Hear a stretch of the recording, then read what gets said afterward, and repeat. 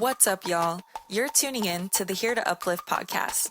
If you've been here before, welcome back. And thank you for being a part of our Uplift community. If you're new here, woohoo!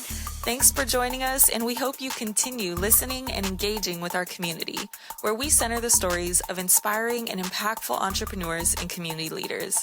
I'm Lolo Fisher, your host, and I'm so glad you're here. Let's get into it. Awesome. Welcome back to the Here to Uplift podcast, this time a virtual podcast. And I'm super excited to have a guest, a friend, a family member with me today, Amalia. Although most folks know you as Lala, so I'm going to let you introduce yourself.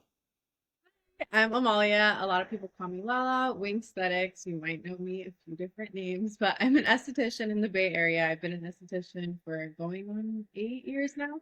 I'm a lash artist and a sugarista, and I also kind of like to dip my toes in a lot of entrepreneur stuff. So that's kind of a little bit about me. I'm 23 and I'm from the Bay Area.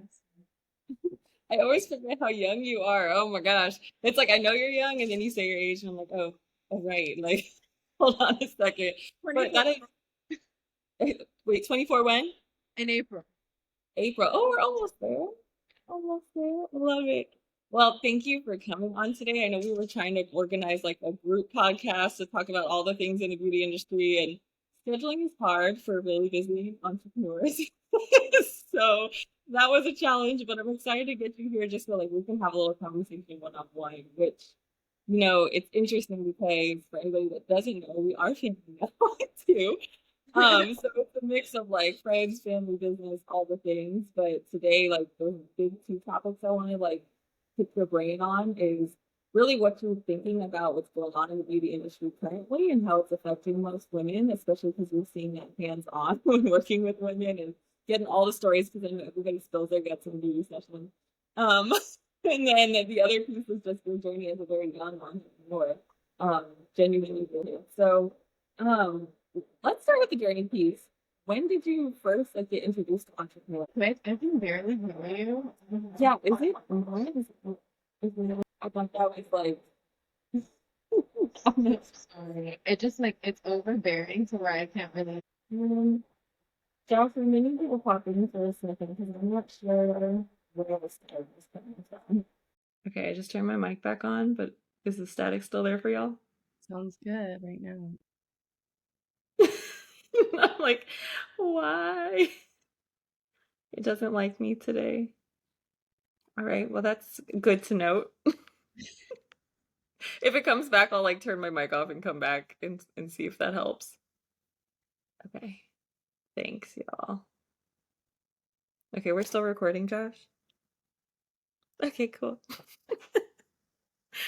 Thank you. Sorry about that. Well, the question was, how did you first get introduced to entrepreneurship? So I grew up in a very entrepreneurial family, as you know. My mom's an entrepreneur, my brothers are entrepreneurs. I grew up around a lot of entrepreneurs, so I feel like it was never really like oh, I want to be an entrepreneur. It was just kind of like everyone in my family has a business. What's going to be mine? So I feel like that's kind of how I got into entrepreneurship. I didn't really even know that that was like a thing. I was like, everybody does this, right? Okay, good point. So, what did you ever do like a 9 to 5, like typical job?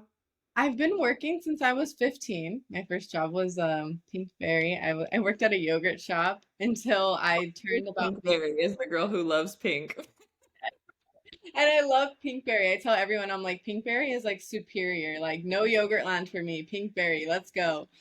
But I worked there until I actually worked there until I was about 17, but when I turned 16 and a half, I kind of was already like getting jump started into doing lash extensions. Mm. I had taken up a job at like a little store inside of the mall that was like a startup makeup store kind of, and I was working there part-time because I was at the yogurt place.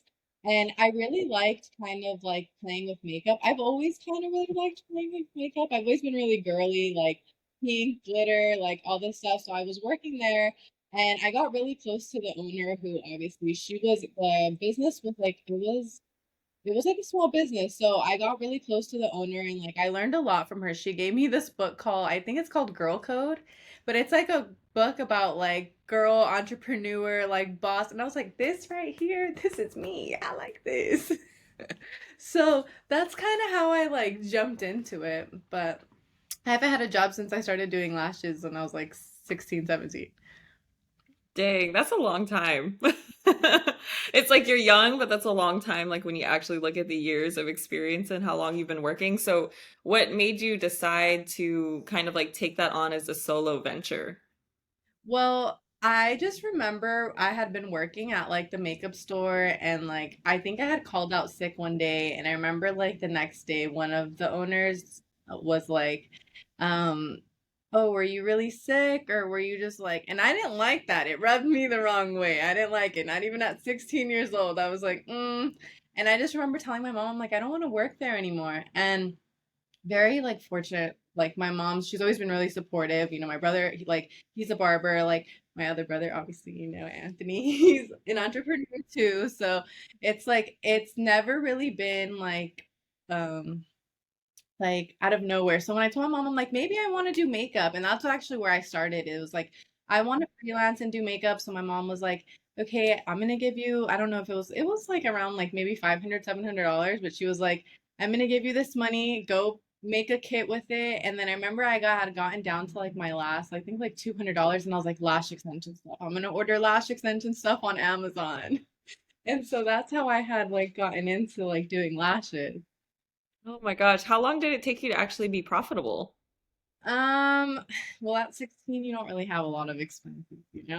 I lived at home, my car was paid off. So I feel like everything I was kind of making from the beginning was really just profit. I was Mm. just in high school, like, yeah, It's pretty much just the supplies, and then like that was the only expense at the time. really, yeah.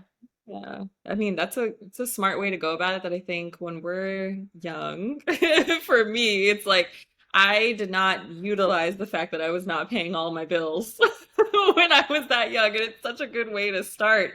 But at the same time, there's a lot of challenges like on the learning side too, I feel like, because even I consider myself like really young starting in entrepreneurship, and I'm like with you being even younger, I'm like, oh, how did you do it? Because there's a lot of stress at that age too, just with life and personal changes, like graduating high school and figuring out like what those next steps are, things like that. So did you feel any of that like challenge in negotiating like what you want to do after high school if you were going to continue in that entrepreneur journey, or was it like natural for you? I feel like, yeah and no. I was never, because I started lashing in high school, I kind of feel like I kind of almost steered more to working than I did being invested in school, which isn't the best thing to do, but it was just kind of something I was good at and I wanted to like do things I was good at. So I feel like it was definitely hard to find that balance, but I feel like once I mean, senior year came around and like I remember all my teachers were like, we need to help you sign up for like community college. Like, I wasn't the best student. I wasn't the best in high school. My mom even kind of, when I was like, she was like, what are you going to do next? I'm like, I don't really know. So everybody was just kind of trying to keep me on the right path, I feel like. And I feel like for me, I remember graduating and then my mom was like, what do you want to do? And I was like, maybe I'm just going to go to esthetician school. And she's like, if you go right after high school, I will pay for it. And I was like, let's go. That opportunity lined up. And I think that's okay. Like school, the continuation of school isn't for everybody. Like even as somebody who has multiple degrees and like really enjoyed my college experience, I will never tell anyone like you have to go to college or like this is the only way because there's so many ways to be successful and like figure that out for yourself. And I don't know. It's like when I hear you say this, I'm like, it's just so drastically different from like the narration, the stories that I was told like growing up. Like the way we like just heard things from our mom. My mom was like stability, security, like you gotta like find something that you're always gonna, and I'm so glad she did teach me that because it taught me a lot of things around savings, but it also was a challenge for me when I wanted to jump into entrepreneurship to like feel doubt in myself, doubt if I was gonna get support, all those things. So just our stories are so different, but I love that because it gives us like new perspectives now. I feel like it's so helpful because I feel like my mom like has definitely like made that like a perspective for me where it was like I've never like even like now as an adult, like I don't ever jump into anything thinking like, what if this doesn't work? Or like, what if Mhm. it, because I feel like, I mean, if you do it for fun, it's kind of like whatever, there's no really like, and I feel like my mom's always kind of taught me that where it's like, do it, why not? Why not do it? Like, just try. Who knows where it goes? So I feel like I've always kind of remained in that, like, let's see. Yeah, well, see, that's a good mindset to have when you're like going for something new. And that doesn't mean it erases the challenges. So that's kind of my question, which I feel like is probably going to be the brunt of our conversation. But like, can you talk me through some of the challenges like you first had in your entrepreneurial journey with Wink Aesthetics, or maybe before? Because I'm not even sure, like, did you call it Wink Aesthetics or Made with Extra Fairy Dust at the beginning, or did your brand change? Yeah, so um when I started out, so I'll kind of give you a rundown of like my aesthetics life, my aesthetics. Please tell me So the journey. obviously I started when I was like 16. I was lashing out of the barber shop. As a secret, a lot of people don't know that. Efren was living in Sacramento and I would just sneak in every now and again and take clients. And then I think he seen me one day in the cameras and he's like, hey, totally fine, but you're gonna be paying rent. And I was like, ah, okay, cool. So I had a room at the barber shop and I was working there for about 2 years, and then I remember I turned 18 and I was like, I want my own studio. It was always really nice to have like space, one, like in my brother's barbershop. Like he always like was really supportive. Like he was always promoting my business. But I'm a girl and I wanted a girl space. I didn't want to be in a barbershop. Like I just kind of wanted my own thing and I wanted to kind of branch off. I feel like Efren was always kind of a really like known barber. So it was always like, oh, you're Efren's little sister. I'm like, no, I'm Amalia. Like I was ready. I was ready. So I was like, let me get out of there. I got my own studio and then I was in just like this cute little studio for about another 2 years and then COVID hit. COVID hit and then I kind of was just, I mean, I think I was what, 20? That was 2020, right? Like Yeah. around that age and I was just like, what am I gonna do? I can't take clients and I am like I kind of during like the whole COVID thing was like absolutely scared to see anyone. So I was like, I'm not working. Like, what is gonna be the long-term move? And I feel like I spent a lot of time at home with family. And again, my mom being like as supportive as she is, I remember just thinking like maybe I'm gonna close the studio. Maybe I want a storefront. And I was like, but if I want a storefront, I need to save some money. So I closed the studio and I was like, I'm just gonna kind of work. And I had been working on like my online products for a while, saving money. And then I opened the warehouse in, I don't even know what year it was, but it was post COVID. And I kind of went from there. The warehouse was kind of my biggest big, my lowest low. It's the story. I had a 2,200 square foot warehouse. I had four lash techs working in there, and I had two body waxers, and then we would use the whole warehouse to pretty much just like fulfill orders, ship out orders for like our online store and stuff like that. Um, I And what year definitely, was this again? I'm sorry. What year was this again? It was right after like the Right restrictions started after getting COVID? lifted from COVID. I feel like that whole year was like a Mm. blur to me. I don't even remember if it was like Okay. Like 2020 was 21, 22-ish. yeah, Okay. because I had the warehouse for 2 years. I feel like one thing that I have learned like in my entrepreneur journey is that fast money leaves quicker. And I feel like Boom. being a young entrepreneur, like I definitely not to say that I didn't have the capacity for everything I was holding, but I didn't know how to hold it. And it was Mm. really just a lot from like booth rent to having my own clients, sustaining my personal relationships, like shipping orders, like customer service, employees this. Like it was so much for 20-year-old me that I literally was like, didn't I felt like I kind of like bit more than I could chew type of vibe. And I feel like that's kind of where I like had my biggest like learning lesson, right? And like just being an entrepreneur as far as like a lot of people see my journey now with like my relationship with myself and like how much I talk about it and being a business owner. And it was because of what I kind of felt when I was in that kind of space of just like, I have so much, I don't even know how to hold it. Like I was trying to find ways to like scale my business while also like grow as a person, and I felt like I had to pick between the two, and I ended up picking myself. So I that's why I closed the warehouse in 2022, maybe 2023. Um like in the beginning or maybe towards the end. But yeah, so I feel like that was definitely my biggest lesson in like being a young entrepreneur is like I wish I kind of focused a little more on the foundations of like myself, because I feel like it kind of ended up being like one of those situations where I had to choose like me or my business. Yeah. I strongly believe that failure is necessary if we're going to grow in our entrepreneurial journeys. Well, really in any journey, like in life in general, like some sort of failure is necessary. I know like there's a lot of disagreement with that. Folks be like, well, you never actually fail if you pivot and you grow. I'm all like, no, I failed. Like, I'm just going to own it. Like, I failed at this thing because it did not meet the goal or the expected outcome or whatever. And now we're going to reset and create a new goal or something like that. But with what you're telling me, I like this framing of like you just didn't have the capacity to hold this much because sometimes we want more abundance, like we want things to come our way and we're not actually ready for it. So I'm curious, like when you're saying you didn't have the capacity for everything that was coming your way, like what skills do you think would have helped you to handle it better at that time if it were to happen again? Um, I definitely feel like the relationship with myself is literally like my core essence, right? I talk about it all the time. I just feel like literally I mean, basic things, like, you would like, you're gonna laugh, but, like, basic things, like, giving myself time in the morning or, like, making sure that I'm prioritizing spending time with my loved ones or, like, it's really, like, basic common things that I feel like especially I see it in a lot of young entrepreneurs because obviously, like, I'm a business coach, so I coach a lot of, like, women in my industry to slow down. So it's like you don't even realize that you're skipping breakfast or you're not taking a lunch, you're like not seeing your family, and then it's 4 weeks later and you haven't seen anyone. Like it's little things like that. And I feel like sometimes we get so caught up in like, oh, when I get to XYZ, I'll be happy. Or when I get to like specific goal that I have, like then I'll make more time for my family until you realize you get to that point and you still haven't made time for whatever it is you need to make time for.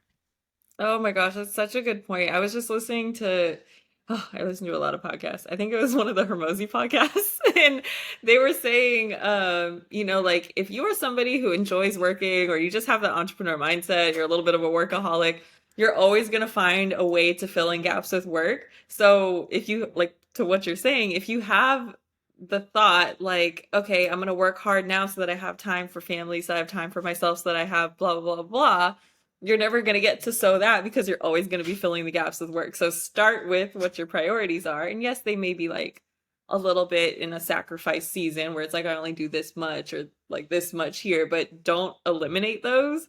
Put those priorities or your why first and then fill the rest with work as much as you want because you're always going to find more things to do, more tasks on the list, more work, but you won't necessarily find more time for yourself. Yeah, I agree completely. I feel like a lot of like my kind of, actually what was a really big like pivot moment for me when I was kind of like going through figuring out like how do I make more of a capacity. I remember having a conversation with my coach and I like live by these words because for a long time I literally could not differentiate them. But she literally told me, she was like, your business is an extension of you, it's not your whole being. And I feel like I literally needed to like really like see that and be like, okay, like, Amalia is still a person outside of a business owner. And it's like when you really learn to like nourish both of them, but like not together, I feel like it feels like each other, and it makes it easier to like work. Yeah. Oh, that's a really good point because I think well, I know for me, like my identity was definitely tied in with my work and my business. Like the studio was my baby, like my first baby. In a sense, before I had my real baby, like the studio was my baby. And when I had to consider that transition out of the studio and mark it like as a failure in my mind, really just so that I could grieve it and like continue into the other awesome opportunities I had in front of me, I had to grieve it. And it was like grieving a piece of me because I was like so attached to it. And I've really been working on like the past 2, 3 years on like redefining like what attachments look like in my life. And I feel like you've done a really good job with like deciphering that is especially in your content, like when you're talking to other women, other entrepreneurs on like thinking about your journey to yourself and then educating yourself along the way for your business. Everything you do is separate. And it's like always made me curious because I'm like, huh, people want to know you to know your brand, and people want to know your brand to know you. Like we're seen as one and the same, like in the public sphere. Like when you're trying to develop your personal brand, like you want people to say, like, oh, lashes. I immediately think of Amalia, and vice versa. Like I hear Amalia and I want to immediately think of like lashes, supporting her business, estheticians, all the things. But in life, we can't just like bring it all together like a sticky like gumball. Like we have to separate out, otherwise everything feels like a mountain on top of us. I feel like as like an entrepreneur, like I feel like one thing, or as a woman entrepreneur, I feel like I don't really have these conversations too often, but I feel like it's a different type, and I know you'll feel me on this because I didn't even really like think about it like that. But when you build something physical as an entrepreneur, the like attachment to it is like beyond you, especially because you could feel it, you could touch it, you could see it, and it's time. Like, you know, sometimes I'll be having a day and I'm like just thinking about the days where I was like scrubbing the grout in the warehouse and I'm like, those days were hard. Yes, I will never forget installing the floors at the studio, like ever. I will never forget that. You know, my dad's always told me like you when you pour love into the things that you're building, like you'll see it, you'll feel it, like you'll sense it, right? So I feel like often when I think of things like that, I'm like, I built Mm. love, I can build it again. But no, I definitely feel like it's definitely an attachment thing. I remember like my last day at the warehouse, I was just like, no. Okay. So where are you currently in your entrepreneurial journey, if you could describe it? I'm done. So I'm sugaring full time. I'm not taking any lash clients. However, I do have lash clientele that I still work on. So I'm sugaring full time, and I am currently in the process of getting a new license. Um, and I kind of just am not hanging around, but I really do want to put a lot of love into the product line and bring it back. However, I do want to do things a little bit different this time, so I have them just kind of work back end.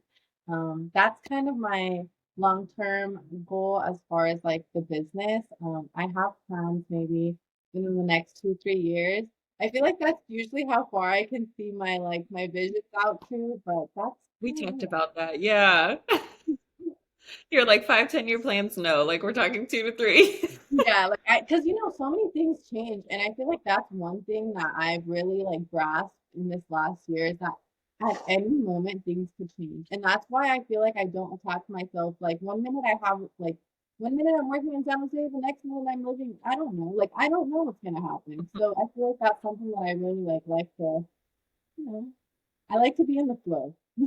Yeah. And I think everybody like who has, I mean, everybody who's of working age that has been through the COVID pandemic season, like this is how we think now. It's a change that, a lot of corporate companies are still like, we need our 10-year strategic plan, but folks who are solopreneurs, entrepreneurs with storefronts, local small businesses, like we have this 2 to 3 year mindset because we saw how much like change, hurt, pain can happen in just like a small amount of time with just like one big old shift.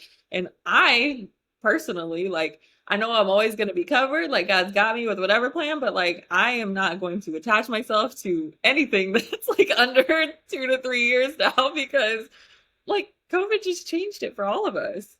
Right. But we'll figure that out. Okay, so with that then, you got things in the process that are coming up to new licenses, but sugaring full time. When you say sugaring full time, it's like just you, right? You don't have like stuff under you right now? Mhm. Yeah, I'm just working just right now, which I really enjoy. I've just picked up sugaring this last year and a half. So I've been doing lashes and I've been an esthetician for a few years, but sugaring is actually something that's within like I'd say a little under 2 years new. So yeah. I definitely thought you'd been doing that longer. For sure. I love sugaring though. I definitely think that it's something that like I like it a little more than lashing. It's fun, it's cute. Like who doesn't love a sugared cookie? I think a lot of young women who want to jump into the entrepreneurial space often start with something beauty related. I'm curious if you would recommend that, like for other young women who like want to get into entrepreneurship or have something to call their own business. Would you recommend SB training or the beauty industry in general? I do 100%. Oh my God, I love this topic. All excited. I'm like, I love this topic. No, because I do, because I honestly, one thing that being, okay, so growing up, I've never really been a girl's girl. Like it's so funny because a lot of people like be like, "Oh my God, but you're such a girl's girl now." But the beauty industry taught me how to be a girl's girl. I feel like I had maybe like two best friends growing up, and then I mean, other than that, I didn't really like have a lot of girlfriends. I grew up a cheerleader too, which is funny. But once I got into the beauty industry, it really like strengthened my relationship with women, and I feel like you get a different like I feel like you glow different when you have a group of like just good women around you. And I feel like I get to build a lot of good relationships, not only like being in the industry as like a service provider, like I feel like I build a lot of relationships. And I mean, if you're an entrepreneur of any sort, you know that like relationships are everything. I feel like one obviously really good benefit is that like the financial aspect of being in the beauty industry, it's really good. I feel like especially for like young entrepreneurs or really just anyone because I jumped into the industry earlier. I feel like I have like that like love for like people who get into the industry early because I'm like you can make so many decisions when you just have the ability and the means to like whether it's like if you pick up sugaring on the side or if you pick up being an esthetician on the side like just the financial aspect of it, the like community aspect of it. I feel like the beauty industry is like so underrated. I love it. I love it here. You're like unapologetic. I love it here. Like, do I love it too because I feel like it's the energy of just making like another woman feel good. Like whether it's it. doing their lashes or like a Brazilian. I always feel great after a Brazilian. I'm like, nobody can touch me, leave me alone. But it's like and you feel that energy from like other women all day. Like when I'm here, I'm just like, cool, like life is cool. I'm gonna catch up with my besties, have a good time, make some money, and then I'm probably gonna go get my nails done. Like life is good here. Okay, I can say for sure, not working in the beauty industry, but every time that I get something done, like if I get my hair done, if I get waxed, if I get my nails done, like the rest of my day is gonna be better. Like just regardless, even if I started great, it's gonna be better. If I started terrible, it's gonna be better. Because there's something about taking care of yourself and feeling good and having what I call beauty therapy sessions because like every one of your SDs, like for whatever service it is, like you end up spilling your guts too. Like I think it's just a thing. I The always thing. think, like I see my clients for 15 minutes a month and I know them probably like more than my boyfriend, which is like fine, but like, I love It's it. fine. It's cool. You're like, I know you in all the ways. Like I know you emotionally, physically, mentally, all the things. Nothing like just ripping your hair off to, spill out your guts. It's fine. Right. We go through the pain together.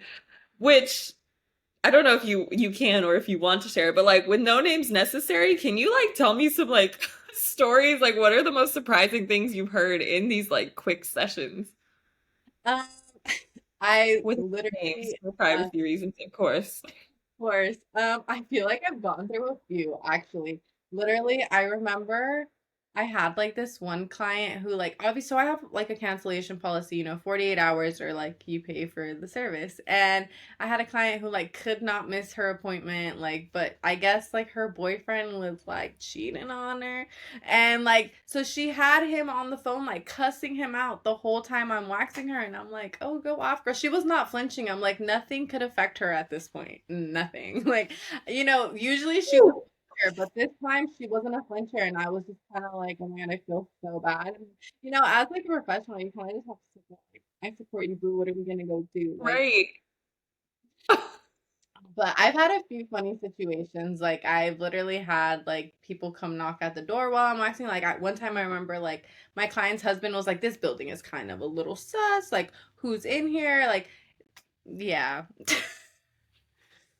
Like I don't trust. hi guys. I need to see who's touching my wife. Give me a Right, second. literally. I'm like, I got her. I'm gonna take care of her. 15 minutes. That's all I need you to do. Relax for Right, 15 you're like I got it quick. I love it. Well, then on the other end of it, in talking with other SBs, because I know you also do a lot of the education and the coaching side, like what are some of the biggest challenges that people bring to you to like help them solve their problems when it comes to the beauty world? or specifically sharing, whatever. I feel like one thing that I hear like that I focus on myself really is one just like content, social media marketing. That's a big one. A lot of things that I kind of hear, like I kind of tend to I'm a lash artist. Like how do I explain that? Like I am the beauty service provider for beauty service providers. I don't know how that happened. I don't know where along the lines my like it shifted. So I have a lot of clients that are in the industry, which is also how I get a lot of my coaching clients because we have relationships, right? So I feel like it's all kind of it started with like a conversation, especially when I feel like I have a lot of clients like like my lash artist friends who will like come to me and they're like, I'm not picking up enough clients. Like I feel like there's another way and I'm like digital products. Let's start a store. Like let's start doing that. Like let's do this. Let's do that. I feel like a big one that I teach is just developing a product line and really just like focusing on online marketing, which for me is social media. Social media is a really popular one. I feel like this year is going to be big on social media. Definitely. Then, okay, just throwing this out there, this was definitely not a planned question, but what are your thoughts on faceless social media since that seems to be so trending? I think it's cool for the people who can make it happen. I feel like I've heard a lot of like UGC like content creators who like do really good with it. I personally like my beliefs are really just building a brand off of your personal brand. So I feel like for me, it's like I'm always gonna opt in for like the you are your brand. I feel like people love to, especially in business. I'm like this too when I'm shopping, when I'm like supporting, when I'm really just like doing anything with the small businesses. I like to feel your humanness, right? Like I like Mhm. to know who you are, what you stand for. Like, and that's something that I'm really big on. I feel like since I started focusing like on my personal wellness, like it's so random. Like I will literally like be shopping for like protein powder and I'm like let's look up the brand. Like, let's see what do they stand for? How clean is this? Like, who's the owner? Like, who promote? It's so random. Like, literally, I went to a restaurant the other day, and it's obviously in San Jose, and I was like, I bet you I can find the owner. I want to know who owns this. Like, who? Like, what do they stand? What am I supporting? And I feel like that's just how I am. I So love. I feel like just personal brand. So if somebody has never met you on like in person, but they follow everything on your social media, do you think they like know you? Like, would they accurately know you if they were to walk up to you and be like, "Yeah, Amalia's this, and this"? Do you I think they would get it right? I feel like yes, except for one thing that I've been told like pretty often is that I come off a lot more shy in person than I do on social media, which is true. I feel like I've spent most of my career like with one-on-one conversation. I see clients all day. If I'm not with clients, I'm home. I'm in intimate gatherings with my family, like people who I've known for a really long time. So it's like when people do, because like I'll have people be like, oh, like, oh, you're Lala, like I follow your aesthetics page or like whatever, and I'm like, like, so, I mean, other than that, I feel like for the most part, what you see is what you get. I really try to be like open and vulnerable on social media because I think people. So I definitely try to emphasize that. Sorry, my static on my end is a little funky, but so, I kind of want to like jump topics to talk about the beauty industry, but one more thing like on the entrepreneurship piece is like what keeps you motivated to stay entrepreneurial and like not shift over to, that stable income coming in every week. Um, I definitely feel like I'm young, for one. I'm young. I don't have kids. And I know that my long-term goals and like just my core values, like I aspire to live a life where I can take care of myself as much as I want to and as much as I need to. And I also like aspire to have a life where I'm able to take care of like the people that I love. And I feel like that's kind of enough of a like for me to be like this is cool, like I'm pretty close to both of my parents, and I mean I have a bunch of siblings, so like it's nice. I feel like I mean, and all my siblings have kids, so it's like I'm like, I love the babies, I love to spoil the babies. I Thanks feel like for the win. right, I'm like I feel like I'm a pretty like simple woman. I just want to take care of myself, take care of my family, and hang around. Yeah. Do you ever get afraid being an entrepreneur? And I ask this from a personal side because I definitely have to fight off the fear sometimes. I mean, I have times I feel like I'm human. Like, I mean, I make jokes every now and again. Like, I'm human, you know. I'm like, I'm gonna get a job. Like, business will be like going, and I'm like, I'm gonna get a job. But I feel like it's important to have people around you that support you, and like, I joke about making jokes like that, but I really do have like a strong support system. Like, whether it's my mom or like my girlfriend, like everyone knows that I'm like like not necessarily joking, but they kind of like don't like I'll make the joke and they kind of like they realign me, you know. It's like, hey, okay, you can have your laugh, but like stay focused. And I feel like it's important to have those people around you. And most importantly, I feel like sometimes like I feel like because I come from such an entrepreneurial family, that's not really like not to say it's not really not an option, but if I'm stuck or if I just feel like I don't know what to do. Like I literally have so many people I have. Mhm. Like, You mhm. don't have an option. You gotta push through. Just kidding. Right, literally. I love it. Okay, so then just kind of jumping into like this beauty category. This was like something, gosh, it was probably months ago. Anthony and I were just like driving, looking at all these beautiful homes, and we were talking about real estate and homes and then like podcasts. And it was like this thought just came into my mind because we were talking about like how some homes are like completely redone and then and modernized, and some homes are renovated but they still have that like old style character. Like when you're thinking about Victorian homes, like you don't want to change a Victorian home to something modern because Victorian is also like its own Mhm. beauty and trend and class and style. And I was like, well, what if like we related that to the beauty industry? Like I want to talk to some girlies in the beauty industry about this because I feel like our trends are changing. Like I'm not somebody who has ever worn lashes. I can like appreciate and love them on other folks, but I've just never wanted lash extensions personally. I've worn fake lashes, specifically for dance competitions, cheer, all those things, right? And it's like the glue on it was just like the worst experience that I think we all have this like shared memory of like gluing my eye or gluing my eyelashes if you didn't know how to do it right, like when we were so young. But you know, lashes now it's just normal. It's standardized. Like getting lash extensions is very normalized now, and it wasn't when we were growing up. Like it was fake lashes or not so much. And then there's just a lot of other trends too that some folks consider advances in the beauty industry and some folks consider fleeting trends. So I just wanted to kind of like pick your brain in terms of like what trends do you think are going to stay in the beauty industry and like what do you think are just gonna like, that's not gonna last very long I feel when it like comes to physical appearance, aesthetics, things like that. I definitely feel like one thing that's always gonna be in when it comes to beauty is wellness. And like I like that's like super not to say funny, but I'm noticing the different like for example, as a lash artist, like maybe 2 years ago mega volumes were super in and now this year it's like a wet wispy, which is a lot more natural, and that's just because I feel like the beauty industry is shifting a lot more of their stuff to like like it they're trying to cater to their like audience of like I mean women, like women in that are my age, right? So I feel like a lot of those like trends kind of go back and forth. Like now a lot of people are doing more of like a lash lift. Like that is something that I kind of have been like wanting to talk about a little bit more in the beauty industry is that lash What extensions is a are lash lift? what is Someone who doesn't know truly, like what's the difference? Because I don't actually know the differentiation.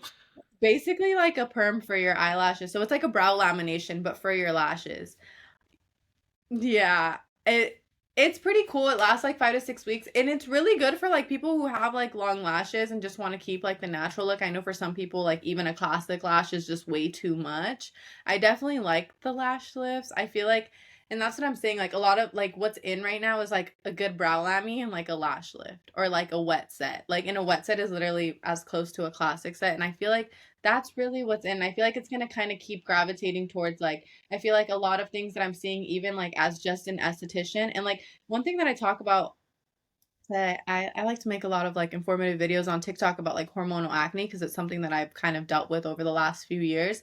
And I feel like even just as an esthetician in that, I'm seeing that like less foundations, like more tinted sunscreens and like tinted blushes, like that are just like now more everyday look, then nobody's like really going out with like a full glam unless it's like, I mean, unless you're just into that, unless that's just your style, which is fine. But I feel like a lot of like clean girl aesthetic or like clean girl makeup, like, you know, I feel like that's really just in right now. And I feel like a lot of people are starting to like, I feel like that's one thing that this year has really shifted for me because I've seen so much of it online that for me it's like, oh, I kind of want to try that too. Like just really like keeping myself, you know, healthy. Like I'm like my ginger shots in the morning, I'm having juice, I'm not really eating processed sugar, like little things like that that you just see online and you're like, yeah, that's probably not that good for your skin, or that's probably not that good for like, I don't know, your digestion. Maybe I shouldn't have that. And I feel like it all kind of just is like the beauty industry and the wellness industry are just like all in one.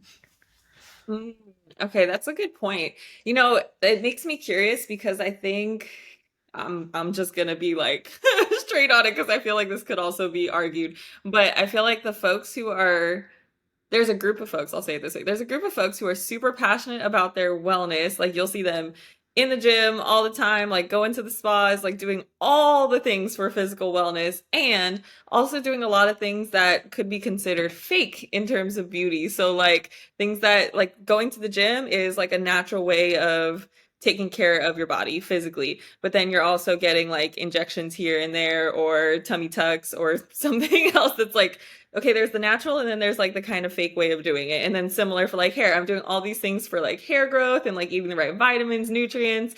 But then, you know, it is completely dyed. This is not my natural color and I have a perm in it and these are extensions. Like, wait a second, there's like this duality that like it's confusing to me sometimes. And even in myself, it's like you pick your own journey and like your looks are up to you. Like that's how you decide to be. But I'm so confused by this, like almost like marriage that's happening between like all the things physical wellness and I'm like a natural girl and then it's like but I'm also doing all these things that are like not natural to my body that are newer trends. Like how do they go together? I feel like one thing that I am like a firm believer in and just really like have a strong opinion on is that to me, what the beauty, like what beauty standards are, or like whatever influence it has on the beauty industry, I feel like there's literally nothing more beautiful than like a woman who knows she's beautiful. You know, like I feel like that is literally like the key to life. Confidence is like, right, it's your ability to rely on yourself, it's your ability to look in the mirror and say like, hey, I poured this much love into you, you look good, you look great, go do you, you're gonna be great. And I feel like personally, to me, I mean, I'll tell you, I mean, I've had lip filler before, like, um, I had lip filler back in 2019, and now I'm kind of one of those people that I'm like, I probably wouldn't do that again. So it's, you know, and it's not because I didn't like it or because I definitely liked how it looked, like it was cute, it made my lips look good. But now that I'm like, I like getting older, I guess. But to me, I'm just, you know, that sounds funny. But I'm like, I know that the like it can't be good for my body, so it's not something I want to put in my body. And I feel Like like does everyone's Botox actually last? Because I get that like to me, I'm like I feel like okay, you look good right now, but then I see people that have had Botox injections most of their life and they're like older and it's like it don't look so good anymore. So what's the trade-off? But I think I cut you off. I'm sorry. Go for it.